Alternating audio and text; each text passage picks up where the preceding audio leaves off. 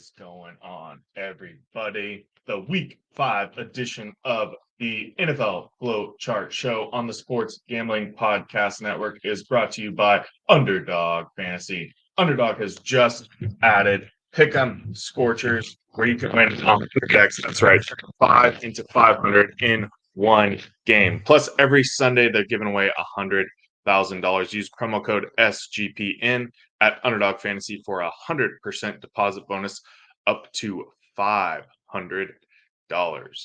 All right, what's going on, everybody?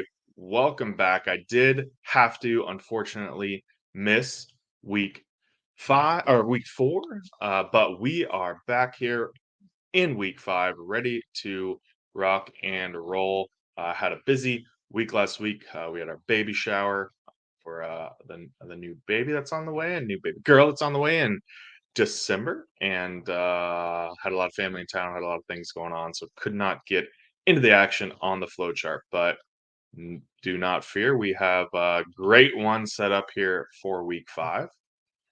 And I think week 5 is a fun week, right? It's our first week with buys. We've got 4 teams on bye, and then we've also got 4 games that are not on the main slate. So if you count that London game as well tomorrow morning, and so it's a 10 game slate, which is in the small-ish range, I will say, for most of what we'll see this season. And I think this is where we really start wanting to try to lean into the edge a little bit. The player pool is condensed, and we want to try to pick through and parse through where our solid spots are going to be this week. So I will start by sharing the cash game flow chart for week 5.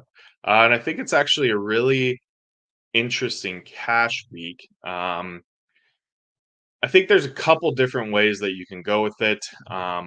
But the couple pathways that I have work out really cleanly and are basically come down to 2 different decision points. So we'll talk through these, and we'll start with the cash game core.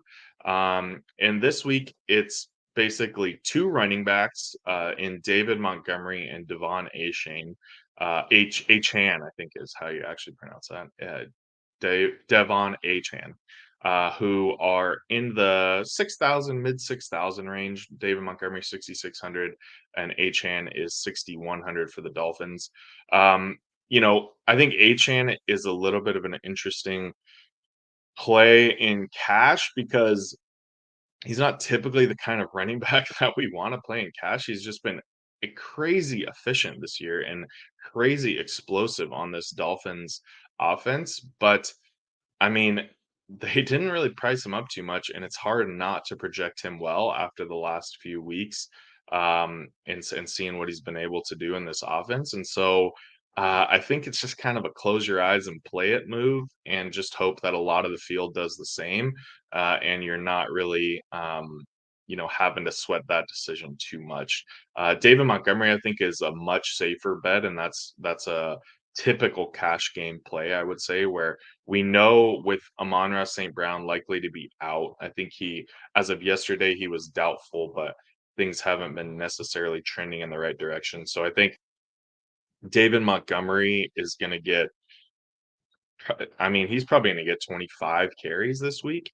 And we know how much they love to use him in the goal line packages as well. And so I wouldn't be surprised if he lands himself a touchdown or 2. So I think he's a really, really solid cash game play. I wouldn't really think about getting off of him at all. Wan'Dale Robinson is the next part of the cash game core at 3,000 for the Giants.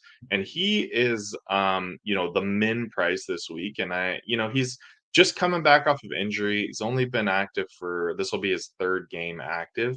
And he hasn't put up crazy big scores or anything like that, but he's been getting a lot of targets on not a lot of snaps. So I think the thought process there is just that he keeps going. He keeps getting some more targets, keeps getting some more snaps, and at $3,000, there's not a ton of risk there. The next part of the core that I have this week is Khalif Raymond, another wide receiver at 3,300 on the Lions. Excuse me. And he kind of popped up late last night, early this morning with the Amon-Ra St. Brown news. And I think, this is maybe call it the least secure of this cash game core. I think you can make plenty of arguments that Khalif Raymond is not necessarily a lock. And there's plenty of other ways to go around with it. But I think this double cheap wide receiver gives us some really good and fun options and areas to kind of pay up this week as well into some of the more call it higher floor, safer floor type players. And so I don't really mind rolling it out this week with Khalif Raymond at 3,300. Again, that price is just so low. You don't really need like a ton from him to pay it off. And if a bunch of people are going to be playing him as well, then it's just kind of something that you do. And then Tennessee Titans 2,400. I mean, their projection is popping. They really make every lineup fit. I think a ton of people are going to play the Titans at 2,400. So I wouldn't really worry about them too much. I think you just kind of play them and just go with the field there. I wouldn't be surprised if they're 60 to 70% owned. And at that place, you just kind of got to play that defense because if they get a pick six off Anthony Richardson, or if they, get a couple, get a bunch of sacks or something like that. And all of a sudden this defense scores 12, 14 points. And the one you pick scores 4, that could really ruin your Sunday at the cash line. Okay. So then after that core of 5 players, David Montgomery, Chan, Wandale Robinson, Khalif Raymond, and the Tennessee Titans, I think next there's basically 2 different 2v2 decisions that we have to make. And we've talked about 2v2s. This is a really good way to look at your cash game lineups like on the morning of Sunday or something like that. I mean, I'm not sure if everybody uses little calculators or stuff like that to try to figure out what your lineup is currently projecting. But when you put a lot of the same players in and then you just kind of compare 2 players within each lineup. That's what we kind of call the 2v2 decision. And so I think the first 2v2 is at the quarterback and tight end position. And the nice thing about this is the salaries work out perfectly to where they're exactly equal. And so it makes that decision pretty linear and pretty straightforward. And so the first option would be Patrick Mahomes with the Chiefs at 8,200 and Sam Laporta with the Lions at 5,000. That would be the quarterback tight end pairing. And then the second option off of that would be Matthew Stafford at 5,600, quarterback for the Rams, and then Travis Kelce, tight end for the Chiefs, at 7,600. And so, that decision right there, I think, is an important one. Mahomes and Laporta gets you to 3 Lions in your lineup. Which may seem a little bit scary at first, but when you think about, they should I mean, the Lions have been playing well. They just kicked the Packers' ass last week, and I think they are on a roll, and they are really competent offense this year. And Jared Goff's been playing really well. And so when you look at the 3 lines that you would be including, right? It's David Montgomery, who is just a no-brainer cash lock. Play him; he's going to get a ton of touches, probably score a touchdown. Sam Laporta has just been a really reliable tight end, and which is really rare to see for a rookie tight end. And with Amon-Ra out, he's probably going to be able to, eat up the zone defense there for the Carolina Panthers, and get some. He's probably get a pretty safe target floor with Sam Laporta, so I'm not too worried about that at all. And then again, like Khalif Raymond, it's just 3,300 bucks. Like, it's not like you're not taking a huge risk on the Lions there at 3,300. And so I think 3 Lions is totally viable, but I can also see where you would want to get off of that, I guess. And then the other option with Stafford and the Rams, I think the Rams are gonna, Cooper Kupp's back. We know Puka Nakua has been off to a crazy start this year. And then, Tutu Atwell and Tyler Higbee are not going anywhere either. And the Eagles have been really good against the run this year. They just have a crazy defensive front, but they've been pretty bad against the pass. And I think McVay is just going to scheme it up to where the Rams are going to be passing a lot, and they're going to be really eating up that Eagles secondary. And so I think Stafford's well within the range of outcomes to get the 300-yard bonus this week, and I think we could definitely see that happen. And so saving a little bit of money off of Mahomes and then allowing going to Stafford and then allowing you to get up to Kelsey at tight end 7,600, I think is pretty enticing. If you look at it from a projection standpoint, like normal, Travis Kelsey is kind of above and far above and beyond any of these other tight ends, and we've really yet to see the big Travis Kelsey game this year. He's still, I think, the tight end 6, which is, kinda crazy considering, he hasn't had a big outcome, yet, but, yeah, I mean, I think and he missed a game too, so, having him be the tight end 6 overall with all that is pretty impressive, and we know he's got the 25 point, 30-point scores within the range of outcomes in that game with the Vikings should be a bit of a shootout, so that's the decision point to make there at QB and tight end, in my opinion, and then on the back end, to kind of fill in the last two spots, another pretty fun decision, I think, in my review of this slate. You've got to pick a stud wide receiver, and then you got to pick kind of like a mid-tier running back. And so I think a lot of people are going to be paying up for Justin Jefferson at 9,400, and then in all these lineups, Jefferson pairs well with DeAndre Swift at 6,000. And again, like I said, the Vikings Chiefs game should be a little bit of a high scoring affair. I think a lot of people are in on that.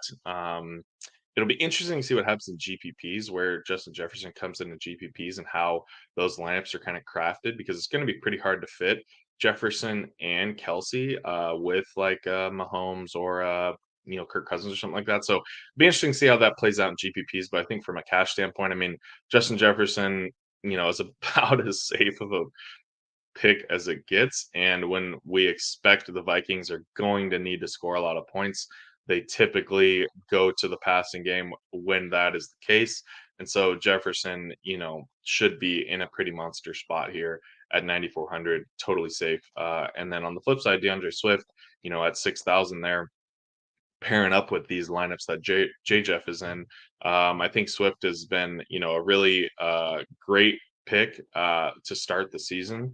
He's had a really couple explosive games. He's at a pretty safe floor, and he's playing really well for the Eagles. And I just think that's a great way to look at cash games as well. If you want to pivot off of this, two pairing, there's the next 2v2 decision that we have this weekend is Tyreek Hill and Joe Mixon versus Justin Jefferson and DeAndre Swift. And Tyreek Hill is just a man on fire so far. I mean, I think you could argue that Jefferson's floor is probably tad bit higher than Hill's, a little bit safer with Jefferson.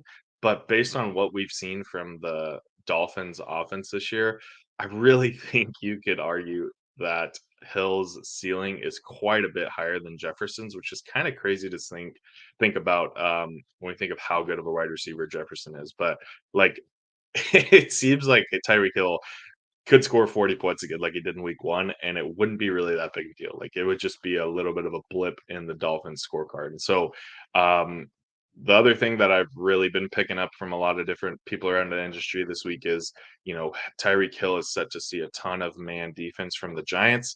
The Giants blitz a lot. They don't get home a lot. The Dolphins are really good against the blitz. Tyreek Hill is really good against man. I mean, everything from like that matchup defensive scheme, all that standpoint is lining up really well for Tyreek Hill.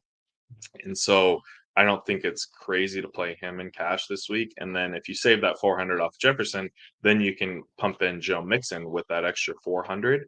And it's a little bit more squeamish, right? It makes you a little bit more uneasy playing Mixon versus like a DeAndre Swift. But I think Mixon has been a pretty underrated workload so far this year. He's been playing really well, getting a lot of the running back opportunities in Cincinnati. Nobody behind him has really taken much of what Mixon's production usually is. And they play against the Cardinals this week, who are really bad against the run, and are giving up a lot of points against the run. And so, yeah, I don't think I think Mixon is a great play just off pure volume alone, and we just hope that he's runs a little bit more efficient and maybe lucks into a touchdown or two to really help our cash game out there. So with this last 2v2, it seems like a lot of people are going to be playing Jefferson, and so I would just keep that in mind, right? And it's a bummer that Tyreek Hill isn't in the afternoon slate because this 2v2 option would have all been in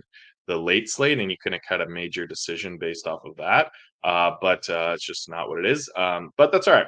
I think it's good. Um, Fun decision point this week. You got basically a pretty strong core that I think most people will be playing, and then a couple different decision points, couple different 2v2s that unfortunately would probably make or break your week. But hey, that's why we play this game of cash. All right, before we head on to the GPP showdown, want to shout out our sponsor, Underdog Fantasy. Underdog Fantasy is a way to play alongside your favorite football team all season long. Underdog has introduced Scorchers. Go 5 for 5 and pick 'em Scorchers and enjoy a spicy 100x payout. And for a limited time, Underdog is sending the first deposit bonus up to $500. Also, $100,000 Sundays continue on Underdog Fantasy. 10 lucky players will win 10K each if you play the Pick'em promo on Underdog.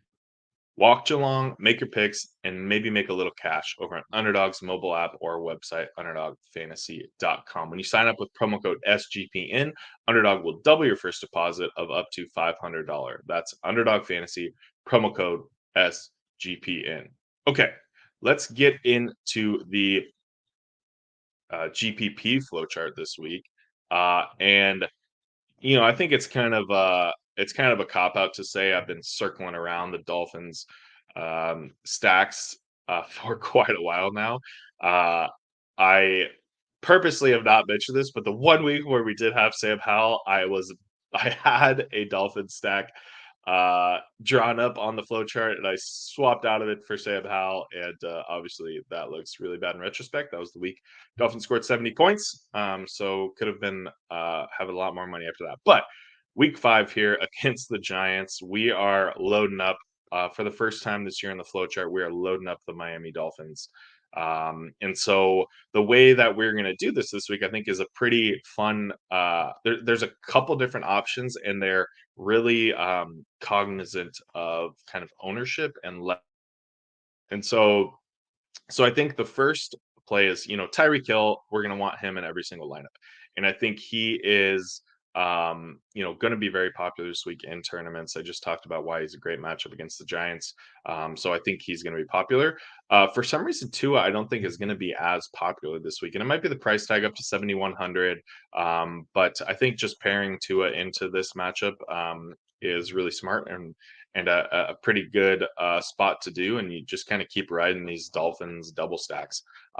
Something that I think the field is coming around on, but I'm not sure if we're coming around on it enough, is pairing Tua with a running back, right? And we've seen both Achane and Mostert have huge receiving games to go along with huge running games. And all of that's going to be flowing through Tua if it is through the air. And so there's some teams where it's like a little bit um, of negative correlation if you play your running back with your quarterback, but I think the Dolphins are not an example of this, and I'm very excited about that. And so when you look at the two options, I mean, Ashan has had, the more explosive year so far, which is kind of crazy to say when you think about Mostert having, I think he had like 38 or 42 points or something like that in week 3. And so it's crazy that he had that outcome, yet everybody's saying Achan is having the better year so far. But that's just because he's been very explosive, been very efficient. I think he's averaging something crazy like 11 yards per carry. And so Achane should be pretty popular. Mostert is $100 more expensive and should come in. Let's see. Let me just check what my spreadsheet was saying here. I think he's going to come in about third of the ownership. So I think that's a no-brainer leverage spot right there for Mostert off of Achane. I think he's going to be. I think the Mostert play is going to be getting a little bit more popular as it goes throughout the weekend. But honestly, like even if you're not playing Tua, stacks or playing with Tyreek, like I think it's perfectly viable just to include one of these running backs in every single roster. Okay, so once you make your decision on where you want to go with Mostert and Achane, then we're going to talk through the Giants' run back options. And so I have Wan'Dale Robinson, who we already talked about is going to be super popular, is a good cash game play. I have Wan'Dale Robinson down on the Mostert side, just because that kind of combined ownership leverages out a little bit. Mostert should be less popular, Wan'Dale should be more popular. So pair those two guys together. And then on the top side of the flow chart, on the A-chain, or Achan pathway, I plugged in Jalen Hyatt for the Giants at 3,600. I don't think anybody is going to play Jalen Hyatt, like anybody at all. But he, is quietly been getting quite a bit more playing time. They pretty much cycled out Isaiah Hodgins, and I think Darius Slayton too last week. They kind of cycled those guys out, and they started playing a lot more Wandale and Jalen Hyatt. Now, of course, the Giants sucked last week, as they have for most of the season, and so it didn't really do much from a production standpoint. But the opportunity is increasing for Wandale and Hyatt. And I think both these guys have a pretty decent ceiling on them. Wandale mostly from a catch standpoint and receptions, and Hyatt more from a big play standpoint, taking the top off the Dolphins defense, which theoretically the Giants will need to do. Sergeant Stogie in the house commenting, what if we want to play Danny Dimes instead? I think Danny Dimes is a fine play as well. It's a great GPP play because nobody wants to play him after the way that he's looked the last few weeks. And so I think Danny Dimes is totally fine. I think what does he save you against Tua? I think Daniel Jones is, let's see here, sorry, 5,800. So he saves you 1,300 off of Tua. And I think that's fine. Like I think a Daniel Jones skinny with a Dolphins double is kind of fun. So like you could literally just swap the quarterback here, keep Tyreek Hill, keep one of the running backs on the Dolphins, and then just go Daniel Jones to Hyatt and Wandale or Wandale.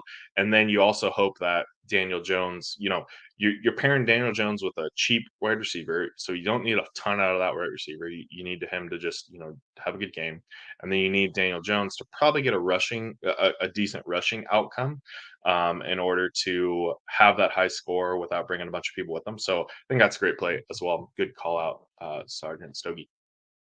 Okay, and then the other rule that I want this week is to include one jet in every lineup, which sounds, if you'd have told me at the beginning of the season that I'd be including a rule in week 5 to always have a jet in your lineup, um, I would have definitely not assumed that Aaron Rodgers was hurt, and we've been dealing with Zach Wilson for the last 5 weeks, but here we are, and they are playing the Broncos' horrible defense. The Broncos have been a sieve to pretty much everything and all fantasy points this year, and they are really giving it up on the ground and through the air. And so, I think grabbing Brees Hall or Garrett Wilson, the two most explosive players on the Jets in every lineup, is a pretty fun option, and they are both showing up pretty well in my sheets from a call it projection value ownership standpoint, all that combined into one. I think these guys are both really strong plays.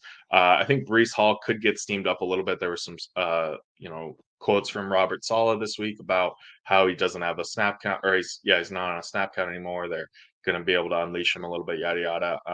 And so I think he could catch a little bit steam. And so I think Garrett Wilson could be kind of fun. It's hard to tell if Zach Wilson's going to play like he did in the comeback against the Chiefs, or if he's going to play like he has most of the rest of the year, where he's looked pretty bad. But as long as he is firing on Garrett Wilson, I think we'll be all right. So that's the kind of start there, and then the third column for the GPP flowchart is where we're going to work in our tight ends this week, and we're going to try to do the tight ends with secondary game stacks if we can. And I think there's some pretty interesting ways to tackle this that provide us a little bit of leverage, which is always kind of fun. So the first one that I have here is Irv Smith on the Bengals with Marquise Brown on the Cardinals. So Irv Smith is coming back off injury. He's missed the last 2 weeks, but it seems like all signs are pointing to him playing this week. And at 3,100 with T. Higgins likely out, I haven't seen. We'll need to wait on the injury report for Higgins. It seems like things are trending for him to be out, or even if he does play, probably pretty limited. Maybe a bit of a decoy out there. We've already seen T. Higgins play injured and have uh, pretty bad games in the past, and so I'm not too worried about T. Would be nicer to see him actually rolled out though. But yeah, Irv Smith at 3,100, I think, is pretty good leverage because everybody else on the Bengals is trended to be pretty popular, which is kind of crazy to think about because the Bengals have looked horrible all season, and the Cardinals have actually looked pretty good who they're playing. But yeah, Jamar Chase, Joe Mixon, and then Tyler Boyd, if T. Higgins does indeed sit, are all going to be pretty well owned, all going to have a decent amount of combinations and a bunch of different lineups. And so Irv Smith might be a little bit of the forgotten man. And so if he catches a few of those touchdowns that some of the other guys should get, or maybe at least one, that is what we're rooting for at 3,100. I think that will look like a pretty good play and provide some leverage there against the field. And then pairing him with Marquise Brown, I think this game should be a little bit of a shootout. Marquise Brown has quietly been having a pretty good season so far after a quiet offseason where nobody really wanted to draft him. But safe to say Josh Dobbs has exceeded expectations and Marquise Brown has been playing great. So I think, and we know that he's got the ability to really take the top off of defense, take the top off of a slate, and put one of those scores where you almost had to have it. And so I like that upside there at 5,000 for Marquise Brown.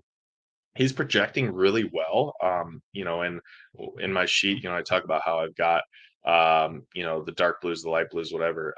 And you want to be a blue player on my sheets, and he is a dark blue player this week that is not getting as much ownership as he probably should. So we'll see how things shake out tomorrow morning.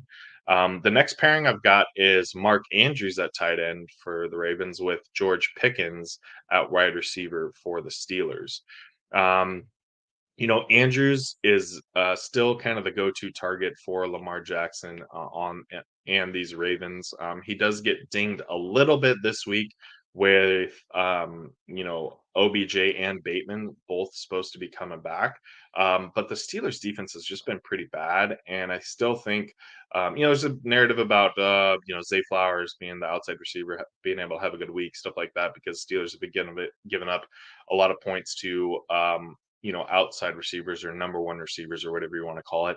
I think there's an argument to make that like Mark Andrews is still the Ravens' number one receiver, even though he plays tight end. And so I think with Bateman and OBJ being back, and all the narrative about Zay having potential to have a good week, Zay Flowers, I think Mark Andrews will go a little bit un unthought of and under owned. And I think he provides, I mean, we know he provides a slate winning score. He had 2 touchdowns last week. He was in the mid 20s for points. And yeah, I just want to bet on that when there's not a whole lot of ownership coming with it. And then pairing him up with George Pickens, I mean, I don't know. Again, the Steelers have sucked. But Pickens is explosive. We know he's going to have a big game here or there. He's going to have some amazing acrobatic catches in the end zone. Unfortunately, based on his previous tape and his previous experience on the George Pickens train, is half of those amazing catches are going to be like just out of bounds or just not in play and not going to count. But I like making bets on George Pickens. He's a fun guy to root for on Sundays when you're flipping through red zone, flipping through channels. The last secondary game stack pairing I've got at tight end is Kylan Granson at tight end for the Titans, 3,000 with DeAndre Hopkins, wide receiver for the Titans at 5,700. I think I messed that up. Kylan Granson for the Colts, DeAndre Hopkins for the Titans.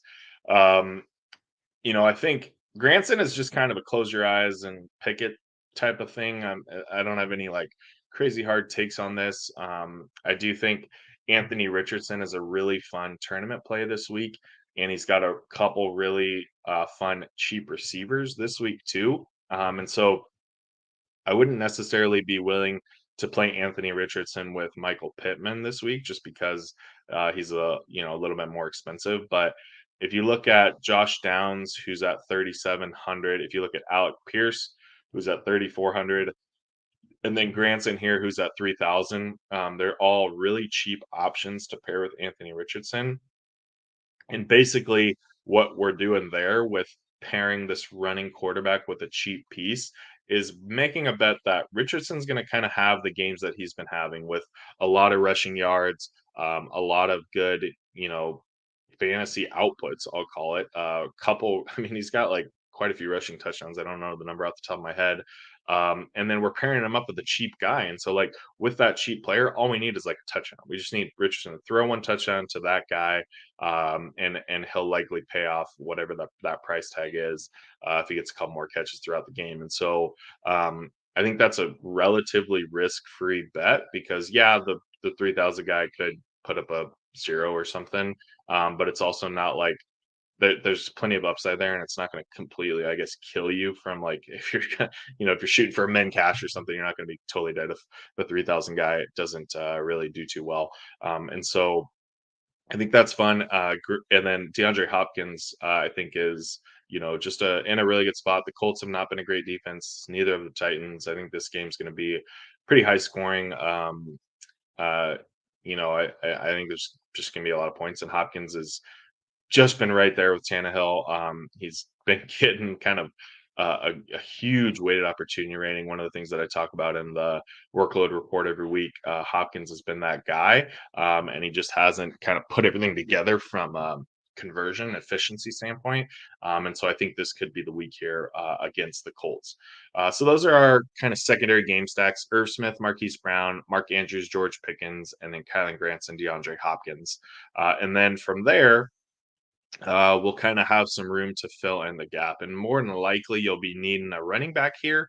Unless you went the Brees Hall route, then you wouldn't necessarily need a running back. But I've included mostly running backs just because I feel like it's a lot stronger running back week. And so I think two or even three running back lineups are great this week and perfectly viable. So starting at the top end, I guess I should hit on defensive options. I just included the Cardinals, the Saints, the Jets, and the Patriots here.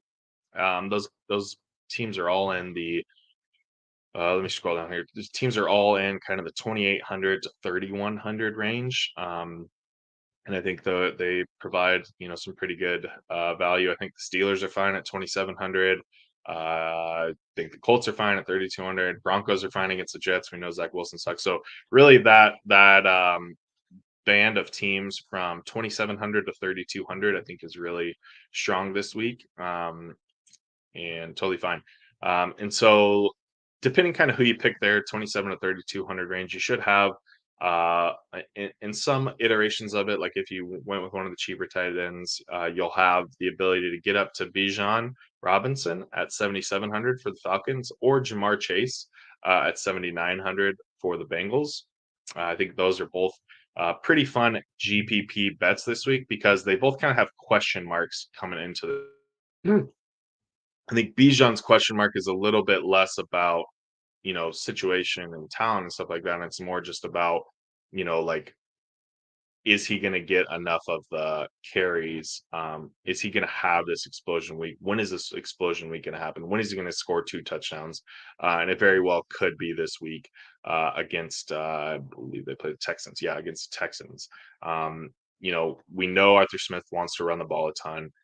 We know the Falcons are not going to be great, but if for some reason they start playing with the lead, you expect Bijan to get a bunch of points. And even if playing from behind, we know he can break off some big long runs. And so that's why I just like taking some bets here on Bijan before his breakout week comes, because it is coming soon. He's going to be all over Twitter, all over Instagram, all over everything whenever that big week comes. And then Jamar Chase, he's coming in with some questionable tags and sorry, not actually. He's not actually questionable this week with an injury or anything like that. But there's a lot of questions around his current situation because the Bengals just have not looked very well this year, and Burrow, does not look the same. But with T Higgins out, I think we see a similar game that the Bengals played. I think it was on Monday night in Week 3, where they just schemed Chase all around. He was just got a ton of catches. I think he caught 12 balls or something like that in week 3, and so I think that could be the same here against the Cardinals, and the Cardinals defense still is not very good, and so I think it's a kind of a volume play on Chase, and we know he's got when he gets a ton of volume, we know he's got plenty of yards after the catch upside, plenty of long touchdown as upside, stuff like that. So I think that's decent. And then David Montgomery fits into a few of these too, and I think, like I said, like he's my favorite. Call it good chalk play of the week. I think he's just got an extremely safe floor, extremely safe ceiling, extremely accessible ceiling. I'll say, and I think he should get 25 carries and a touchdown, probably locked in. If Amon-Ra St. Brown does indeed sit. Um, the next guy I have here, I think, is a really, really great option this week, Isaiah Pacheco. I think he's just going to be a little bit of the odd man out when people play this um, Chiefs and Vikings game. We know people want to get up to Mahomes and Kelsey. Rashi Rice is also kind of hanging out there as a pretty good, popular, viable play. Sky Moore, people are probably going to be a little bit tied to as well. Just still making some of those preseason bets and wanting him to pay off still. And then we know a ton of people are going to play all the Vikings as well, and so I think Isaiah Pacheco could really kind of uh, um, thread the needle here and be a really really fun GPP play that not a ton of people are talking about. Um, and I think the Vikings defense with Brian Flores, they are a scheme it up defense, right? So they will be changing their defensive plan to try and take away from the team's strengths that week, right? Flores is from the Belichick coaching tree. That's how Belichick runs things. Which is the opposite of like a Wink Martindale, right? Wink Martindale for the Giants, who are playing the Dolphins this week. Wink Martindale is kind of just like, hey, we're going to play our way and hope that it pays off. And so that's why I talked about a lot of the man defense, a lot of the blitzing, stuff like that, that we can probably count on with the Dolphins. Um, Whereas for the Vikings, we can't really count on a scheme, but you would assume that they are seeing what everybody else is seeing, that the wide receiving core is not a whole lot of things to be concerned about. And Travis Kelsey is obviously the target monster in the secondary there. And so I wouldn't be surprised to see them sell out to stop Travis Kelsey, which would then leave, quite a bit of room available for Isaiah Pacheco because the Vikings still just aren't a very good defense. So I think he's just a really fun play at 5,700. I'm going to try to hit him into quite a few lineups as well. And then Samaje Perine I have down here at 4,800. I think Jaleel McLaughlin also would be a viable option here at 5,000 for the Broncos. You're kind of flipping coins a little bit and picking which of these Broncos running backs you think is going to get the action if Javonte Williams is out. I think we're still waiting on that tag to see if Williams is going to play or not. And so these guys could both end up kind of going away on Sunday morning if Williams is indeed active. But there's a few different pivot points at the 4,800 range or the 5,000 range. We already talked about Marquise Brown. Tank Dell is looking pretty good there. Tyler Boyd at the running or at the wide receiver option also projects pretty well. And so we'll have some options there if these Broncos guys aren't going to be viable anymore. And I will make sure to kind of update anything, as news drops and stuff like that. I'll make sure to update it on Twitter. I'll always kind of retweet my initial flowchart post, and I will, comment on what I think are changes or tweaks or anything like that. So definitely make sure to follow me on Twitter at JonBoyBeats, JonBoyBeats, to get kind of any Sunday morning late breaking news. So I think that about wraps it up this week. It's a really fun week 5. We've got a short slate. We've got a couple really fun game environments to try and target. And thanks everybody for tuning in. Thanks for joining me this week. And I hope to see you at the top of the leaderboards. Adios.